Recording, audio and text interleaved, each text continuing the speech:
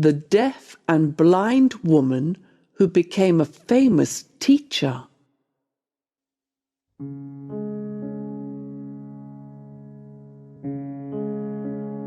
I became blind and deaf before I learned to speak. With the help of several special people, I learned to communicate. I used my communication skills to teach people about blindness. I also fought for the rights of women and workers. I was born in 1880 in Alabama in the USA. When I was 19 months old, I became very sick with meningitis, a disease of the brain. I got better after the illness, but unfortunately I couldn't see or hear anymore. I found it very difficult to learn, and I became very angry. I was able to think, but I could not communicate my thoughts.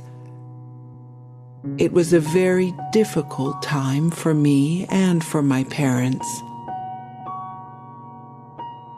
My mother and father wanted to help me, but they didn't know what to do.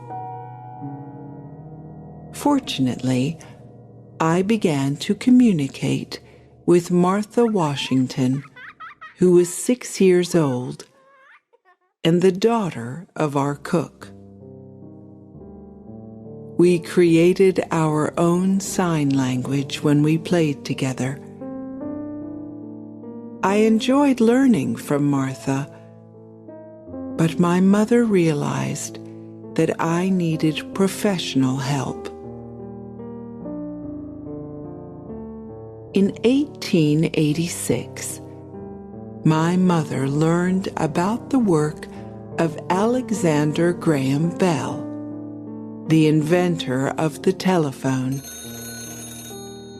He was working on the problems of the deaf. Maybe he could help? Bell told my mother about Perkins School for Blind People, and the school sent a special teacher to our home.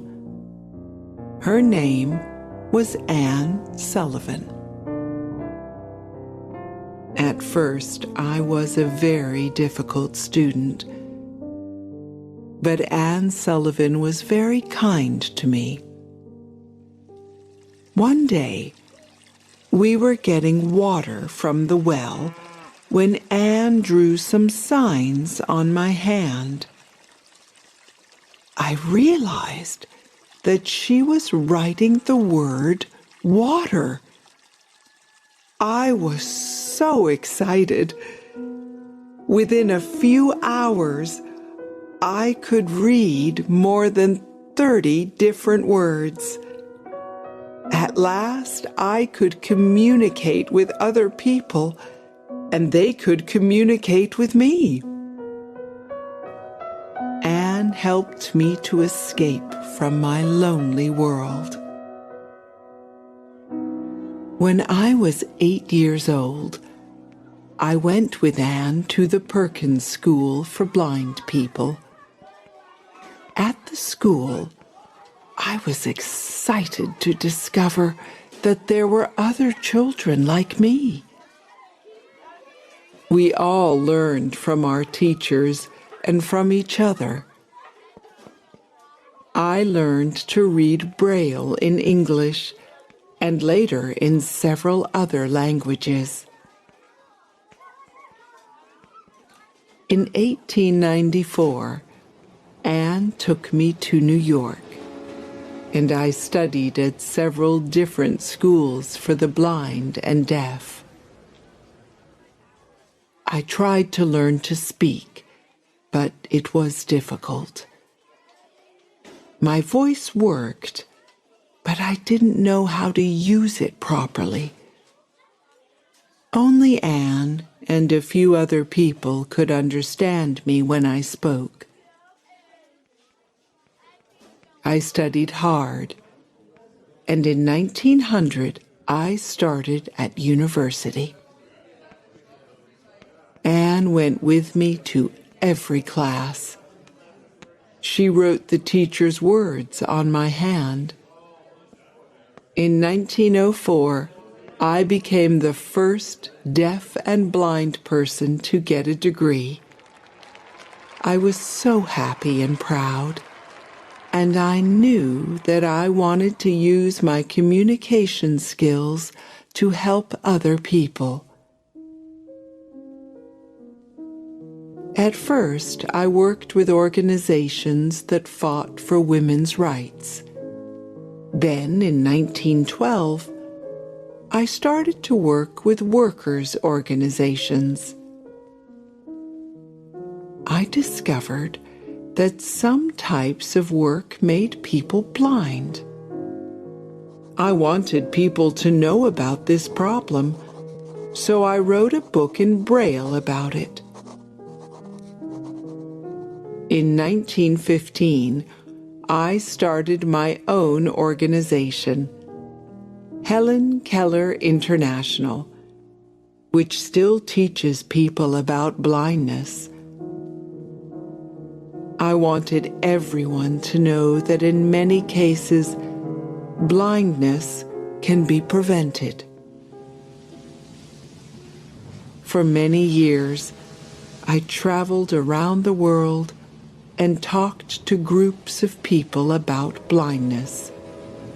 I communicated with Anne. She then spoke my words for me. Our talks became very popular, and sometimes we earned up to $2,000 a week.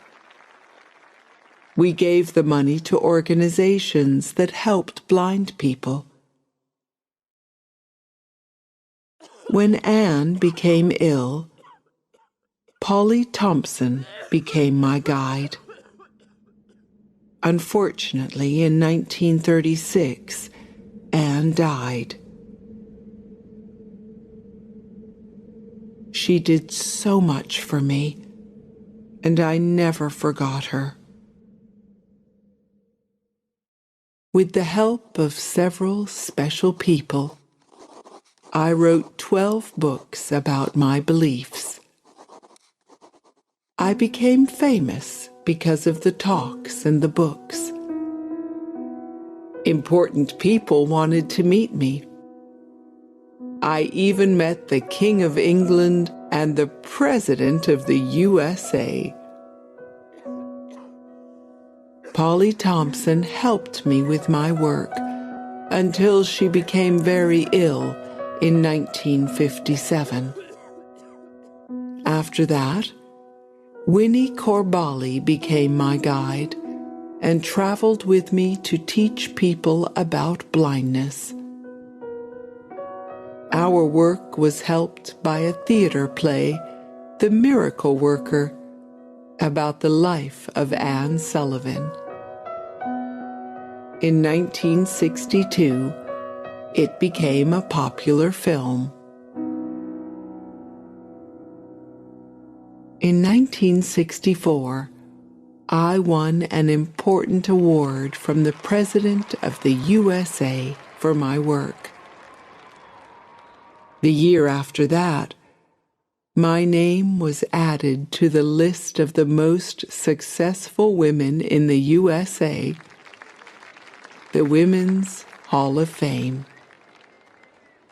The names of my guides, Anne, Polly, and Winnie, should be in that list too. In 1968, at the end of my life, I remembered Anne, Polly, and Winnie. I felt proud of our work, which helped blind people around the world.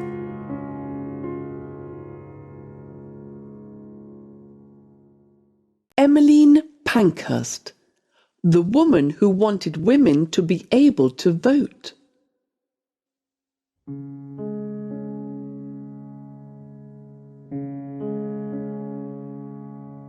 I campaigned all my life for equal rights for women. I started a political group which fought for the vote for women in Britain. After many years of protests, we finally won the right for British women to vote. When I was born in 1858, women in Britain didn't have the same rights as men. Most women couldn't go to school or university. They were only allowed to work in certain jobs, and they didn't have the right to vote. I grew up in Manchester, in the north of England, and I saw many problems every day. Mothers had to bring up children in small, dirty houses. Disease was everywhere because of the terrible conditions. And most women only lived until they were around 50 years old. I knew from a young age that I wanted to improve women's lives.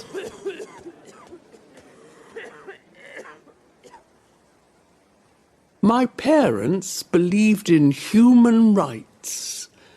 They believed that education was a right for women as well as men. In 1873, my parents sent me to school in Paris. They wanted me to get a wider view of the world. In Paris, I was disappointed to discover that women were still not equal with men after the French Revolution. Action was needed, and I returned to England to begin the fight. In Britain, the political situation was quite unusual. Our ruler was a woman, Queen Victoria. She was a powerful leader, but she wasn't interested in women's rights. Our politicians were all men, and they definitely weren't interested in political equality for women. In 1879, I was surprised to discover a man who was campaigning for women's rights. His name was Richard Pankhurst, and he was a lawyer. We shared many of the same beliefs and ideas. We got married and started a family. For almost 20 years, Richard and I fought for political rights for women. Then sadly, my dear husband died. My daughters and I were very sad, but we decided to continue our campaign. The two oldest daughters, Christabel and Sylvia, became activists. In 1903, we started the Women's Social and Political Union, WSPU. It was a group that fought for the right for women to vote. Christabel became one of our bravest leaders. Sylvia was an artist, and she designed our posters and signs. The WSPU organized many public meetings and protests. Sometimes the police arrested our members. Christabel was one of the first to go to prison. When our members were in prison, we protested. And when our members came out of prison, we celebrated in the streets. It was very important to get public attention. Unfortunately, the government didn't agree with our campaign. We had to take more powerful action. Some of our members began to break the law. They lit fires in buildings and broke windows. Our campaign was a war for these women.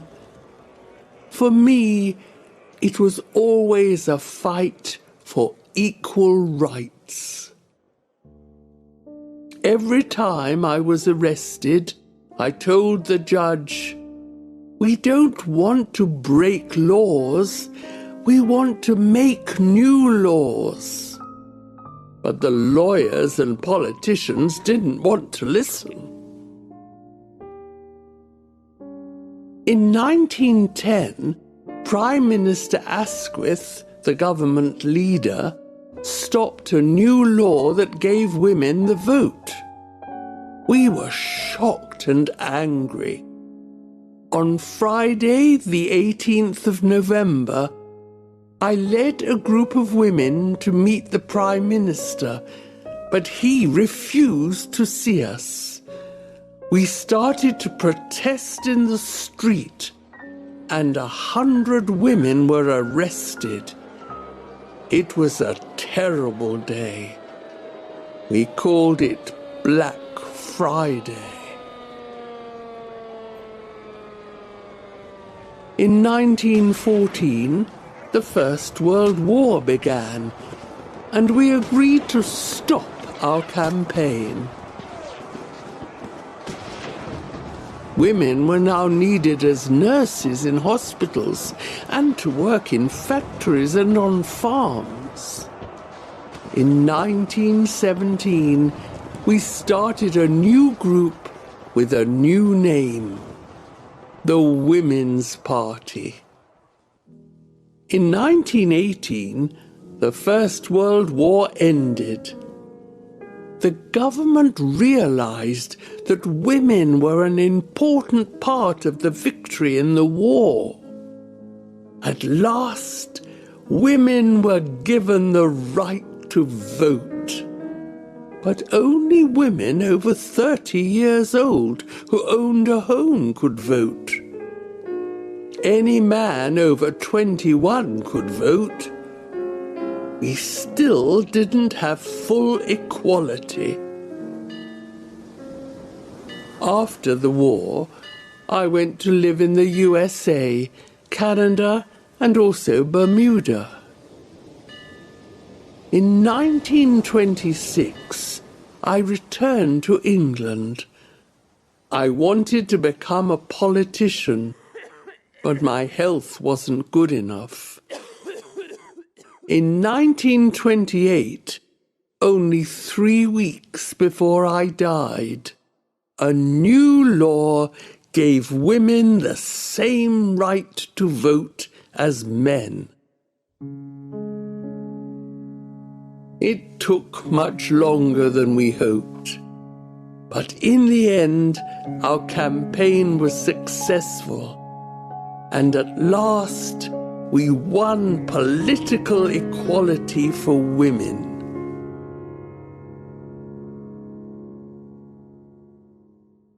Eva Peron, the actress who helped poor and sick people in Argentina.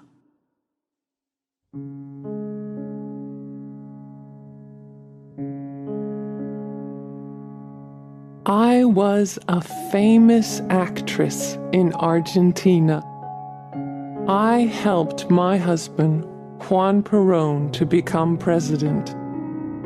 I used my power to help sick and poor people. I also helped women to get the vote for the first time in Argentina.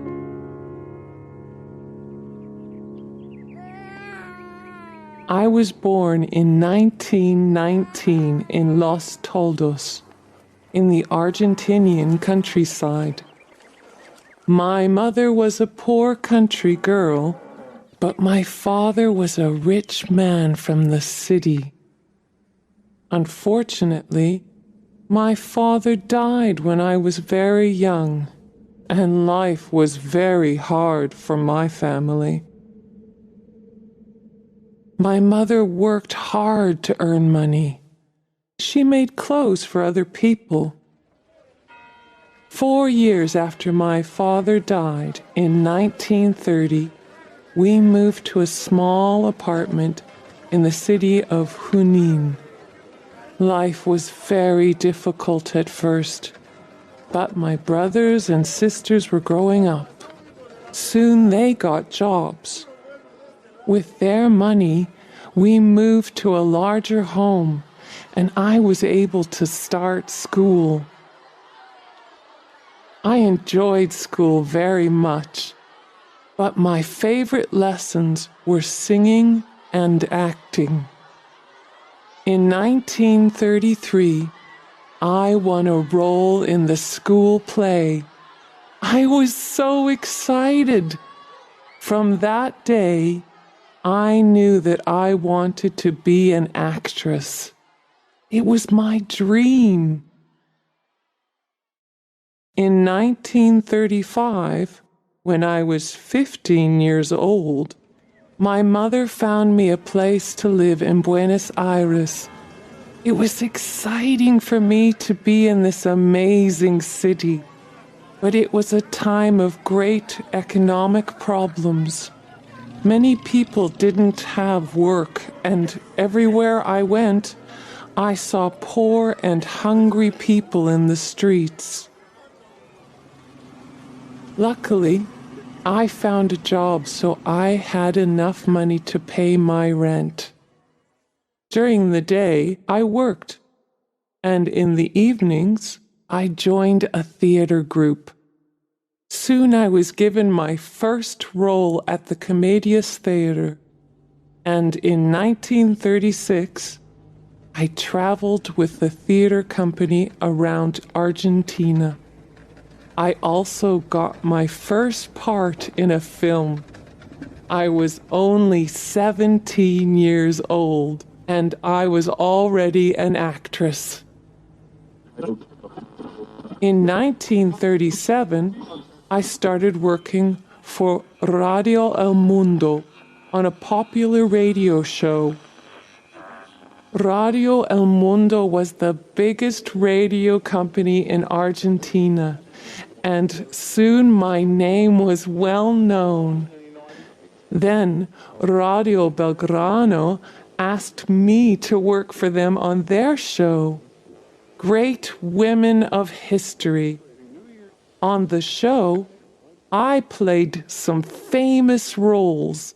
Queen Elizabeth I of England was one of them. I was no longer a poor girl from the countryside. Important people wanted to meet me, and by 1942, I had my own apartment in one of the best parts of the city. But then something happened that changed my life forever. In January 1944, an earthquake hit the town of San Juan. It was terrible because 10,000 people were killed and many more were hurt. Juan Perón was an important political leader. He organized a concert to help the people of San Juan, and I was invited to be in it. After the concert, I talked to Juan Perón and learned about his political ideas. From that day, I had a new dream. I wanted Juan Perón to become the president of Argentina. On the radio, I talked every day about Juan's work and his ideas. Unfortunately, Juan had powerful enemies, and they found him and put him in prison.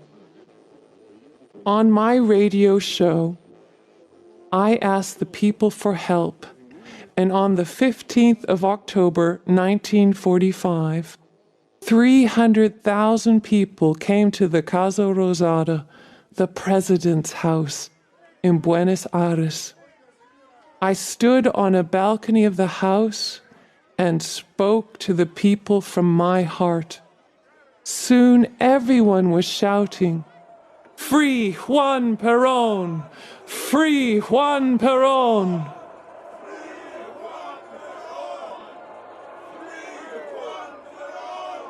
2 days later, Juan was free, and the following day, Juan and I got married. We were so happy. We traveled together around Argentina, and we both spoke at political meetings. I told the people that Juan could help them and their families.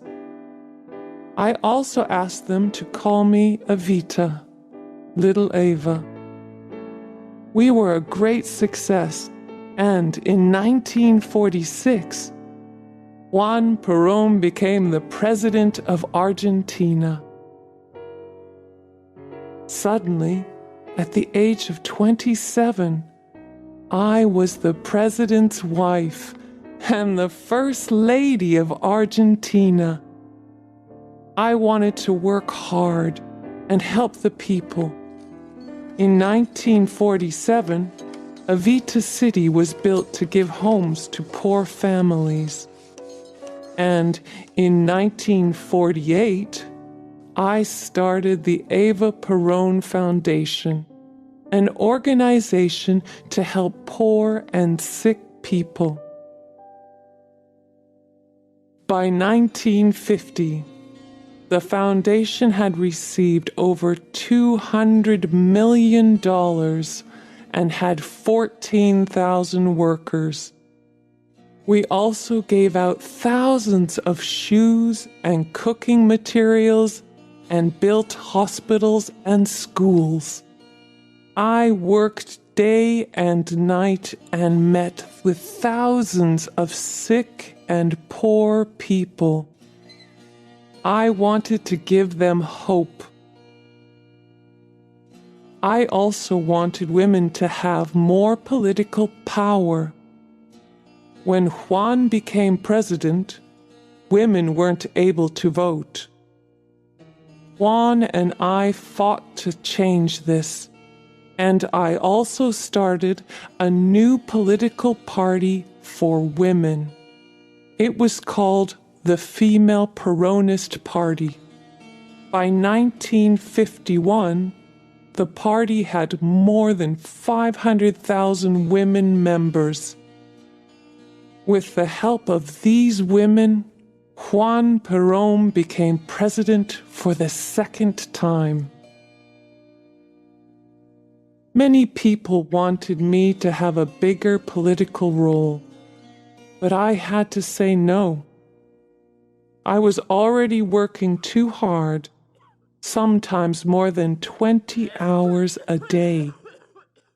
And the problems I saw every day were making me ill. My husband asked me to take more rest, but the poor and sick people needed my help. I couldn't stop. I was taken to hospital several times and lost a lot of weight. I was also in a lot of pain, and the pain got worse and worse. I wanted to help my husband, but it wasn't possible. I wanted to see our country become a better place, but unfortunately, this didn't happen.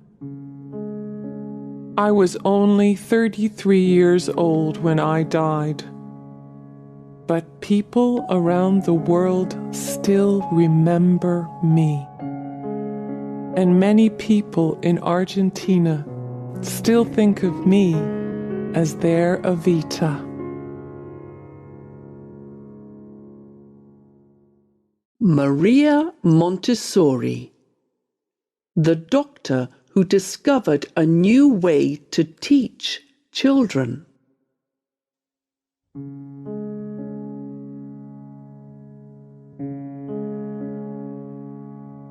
I was the first woman to get a medical degree in Italy.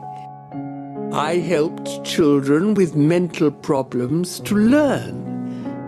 I then created a special method to teach all children. Many schools around the world still use my method. When I was a little girl, my mother always told me, "Be kind to others." Every day she asked me to make clothes for poor people. We lived in Chiaravale in Italy, and a lot of poor families lived near our home. Fortunately, my parents had enough money to send me to school. My father had traditional ideas about women. He wanted me to get married and stay at home. So he didn't want me to continue my education after primary school. But my mother was very different, and she encouraged me to study. In 1883, I started at secondary school, and after that I went to a technical college. I did well in maths and physics, but later I became very interested in biology. I decided to become a doctor. It wasn't an easy decision to make. Only men studied for medical degrees at that time. Would a medical school accept me? In 1890, I began a course in science at the University of Rome. I did very well in this degree, and at last the university's medical school accepted me. Some of the teachers and students didn't want me to study there, but I worked hard, and in 1896, I was the first woman in Italy to become a doctor. The university had a special hospital for children with mental problems. I wanted to help the children to communicate and to learn. I wanted to improve their lives. But how could I do this? I began to study and give talks about this question. In 1898, I became a director of a school in Rome for children with mental problems. At that time, people called these children horrible things, such as crazy or idiots. But these children were just different, and they needed to learn in a different way. My teachers and I showed the children what to do. Slowly, we made progress with this practical method. We showed the children simple actions, such as how to eat or wash or play games. The children copied these actions, and then we repeated them again and again. In 1906, the government asked me to work in a different school for very young children from poor families. I changed the classrooms and took away the rows of desks. We used small tables and encouraged the children to play. We created educational toys that the children could touch and feel. They learned by playing. Traditional teachers didn't understand this method. For them, the most important thing was to teach. For us, the most important thing was to learn. We also wanted children to help each other and to learn from their own experiences. Soon people in other countries wanted to know about my teaching method. Montessori schools were opened in many countries. By 1913, there were more than 100 Montessori schools in the USA. Alexander Graham Bell, the inventor of the telephone, believed in my method and became the leader of the American Montessori Society. In 1915, I was invited to the USA and spoke at Carnegie Hall, a famous concert hall in New York. In San Francisco, I gave a course for teachers. We made a classroom with 21 students and a glass wall. Thousands of people came to watch our classes. In Europe, the First World War was destroying many lives. I decided to move to Barcelona in Spain, where things were more peaceful than in Italy. I lived there for many years and traveled to many other countries to teach people about my method. In 1929, an international organization was started, the International Montessori Association. The organization encouraged parents and teachers to use the Montessori method. In 1936, the Spanish Civil War started, and I decided to move to Amsterdam in the Netherlands. There were more than 200 Montessori schools in the Netherlands at that time. I continued to create new educational materials and give talks.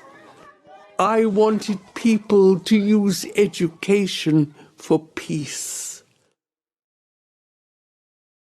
In 1939, I was invited to India to give talks and train teachers.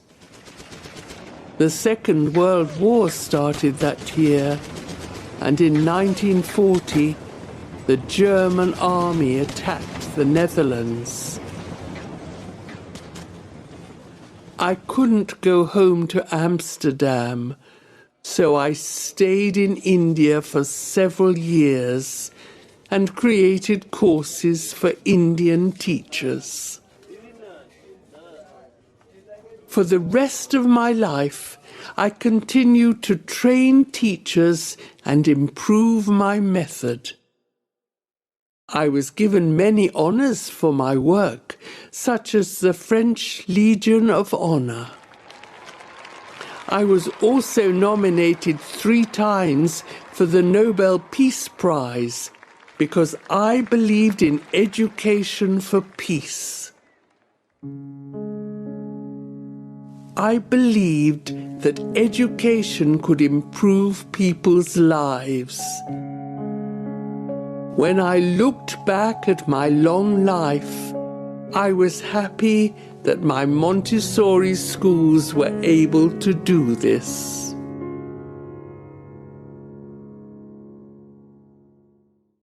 Nancy Wake, the woman who became a spy in the Second World War.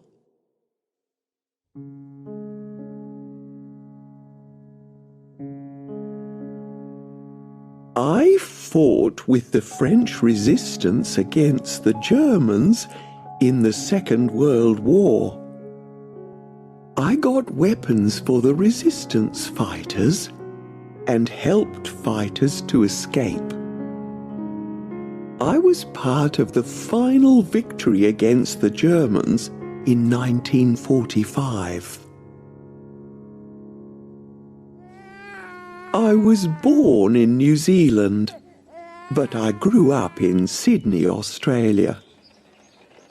When I was 16 years old, I left home and got a job as a nurse in the Australian countryside. In 1932, I received a surprise, £200 from my aunt.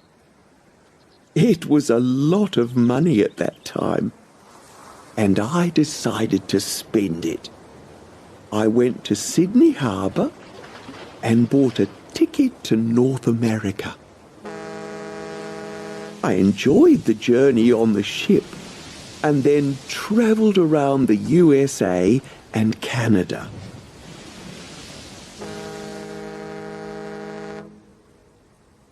When I wasn't travelling, I worked as a waitress to earn some money. After a while, I moved to Britain. I wanted to work on a newspaper, so I studied to become a newspaper reporter. I got my first job on a newspaper in Paris, where I learnt to speak French. I went to Germany and Austria for the newspaper. I saw the terrible things that Adolf Hitler and his Nazi party were doing in their country. I realized then that the Nazis were very dangerous, and they wanted to rule the whole of Europe. In 1940, the Germans attacked France and occupied most of the country. I was already living in the south of France, where I married my first husband, a businessman, Henri Fiocca. We both hated the Nazis and wanted to help in the war against them. I began to work for the French resistance in Marseille. I delivered secret messages to the resistance fighters, and I also helped fighters to escape. The Germans tried to catch me. I used false papers and changed my appearance so they didn't recognize me. In 1943, the Germans caught me, but luckily I escaped. It was too dangerous for me to stay in France. I had to leave my husband and go over the Pyrenees Mountains to Spain. From Spain, I escaped to London and joined the British Army. I was a little surprised when the British wanted me to become a spy. They wanted me to be part of a secret army which helped the French resistance.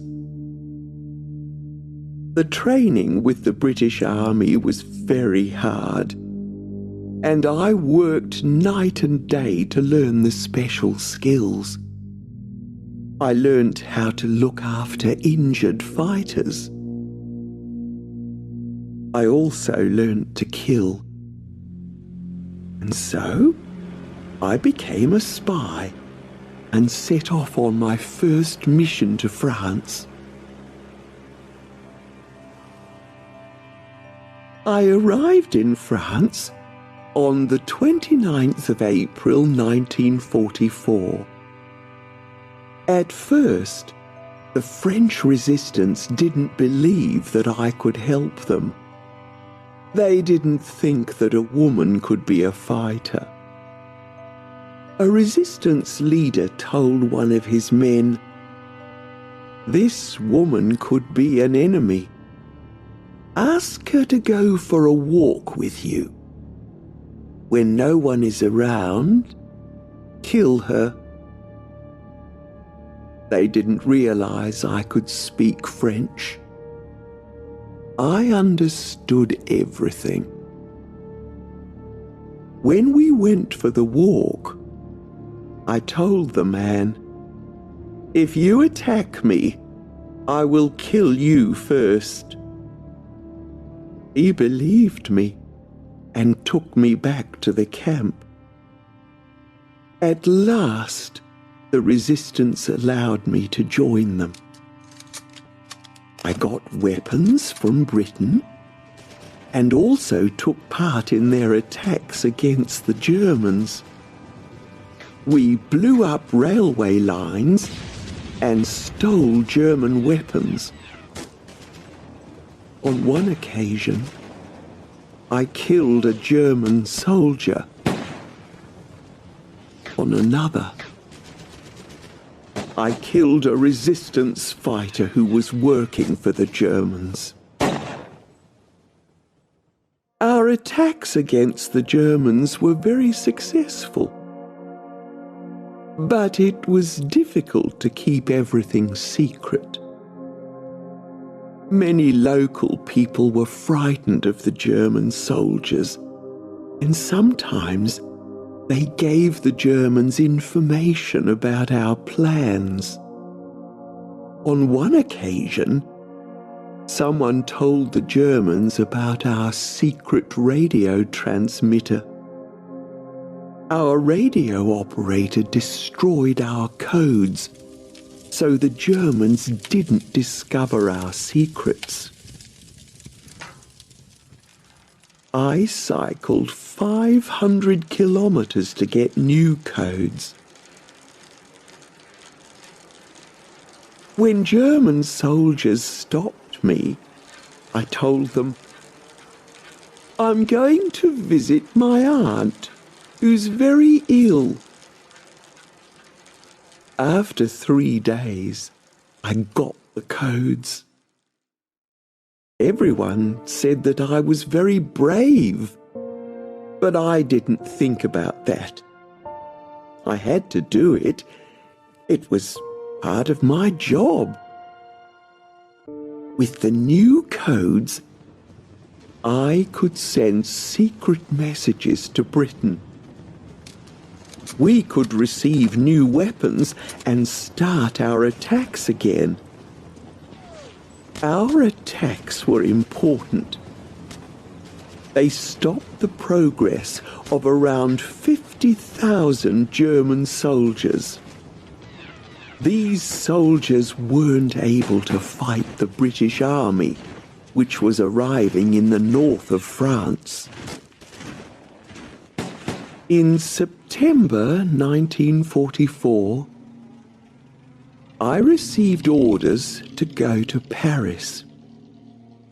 In Paris, I helped the British and French armies in the final months of the war. On the 8th of May 1945, we heard the wonderful news. The war was over, and the victory was ours. I wanted to return home to my husband. I was shocked to discover that he was dead. He was killed by the Germans in 1943. It was time for me to start a new life. I went back to Australia and tried to become a politician. I wasn't successful, and life seemed boring after the war. I then moved to the UK for several years, and I got an office job with the British Secret Service. I was happy to receive many honours for my work in the war, such as the George Medal from the British. And at the end of my life, I felt proud to be part of one of the most important victories in history. The victory brought peace and freedom to Europe.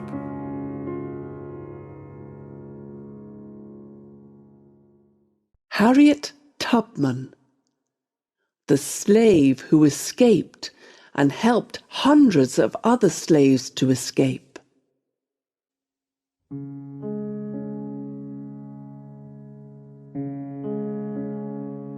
I escaped from slavery in the south of the USA. I then helped hundreds of other slaves to escape to the north of the USA and Canada. I also freed hundreds of slaves who wanted to fight in the Civil War. My parents were slaves for the Brodess family in Maryland, USA. I was the fifth of 9 children. At the age of 6, I started work as a nursemaid for another family. After that, I had to work in the woods and fields. Our owners did not think of us as people. For them, we were like animals or machines. If we did something wrong, they hit us or punished us in horrible ways. In 1831, at the age of 11, I started to do the same work as the adult slaves. Every day, we had to work for many hours in the fields. Around this time, I received an injury which I never forgot. I refused to stop a slave who was escaping. The slave's owner threw a metal weight at the slave, but it hit me on the head. It hurt a lot, and this injury gave me headaches for the rest of my life. In 1849, I was brave and tried to escape. I was married by then, but my marriage was very unhappy, and I hated the thought of another year of slavery. 2 of my brothers agreed to come with me. We wanted to reach the north of the USA, where slavery was illegal. I could live there as a free woman. We made good progress towards the north, but then we heard some bad news. Our owner was offering $300 to anyone who caught us. My brothers became frightened, and we decided to return to Maryland. We were punished when we returned, but I still wanted to escape. A short time later, I escaped again. This time I went alone. I traveled at night, along quiet roads and paths. Some kind people helped me on the way. They gave me food and a place to sleep. Finally, I arrived in the city of Philadelphia in the north. The journey was long and difficult, but it felt wonderful to be free at last. In Philadelphia, I got a job and began to earn money. I missed my parents and my brothers and sisters. I was free, and I wanted my family to be free too. Maybe I could help them to escape. In 1850, I received some bad news. My niece and her daughters were in danger. Their owner wanted to sell them, and they didn't want to go to different families. I decided to return to Maryland to free them. I had to help them to escape. We traveled at night and used the stars to find our way to the north. After helping my niece and her daughters, I helped many other slaves to escape. I offered to help my husband, John Tubman, too, but he didn't want to leave the South. He didn't want to be with me anymore, so our marriage ended. Soon, a new law made things a lot more difficult for me. It became illegal to help a slave to escape in the USA. I had to find a new route to Canada, where slavery was illegal. In 1857, I went on a very special journey to help my parents. They weren't slaves anymore, but their life in the South was very difficult. They were very happy to see me again and wanted to go with me to Canada. Our journey was very slow and difficult because my parents were old. We had a big celebration when we finally arrived in Ontario, Canada. In 1861, the American Civil War started. The Confederates from the South wanted slavery to continue. The Unionists from the North wanted slavery to become illegal. I joined the Union Army, which fought for the North. An Army captain, James Montgomery, heard about me. He discovered that I helped slaves to escape before the war, and he wanted my help. He wanted slaves to fight for freedom in the Union Army. I took a team of spies to the South and found slaves who wanted to join us. It was dangerous work, but we were very successful. On one trip, 700 slaves agreed to escape, and they became soldiers. On the 9th of April, 1865, the war ended. What could I do with my life now?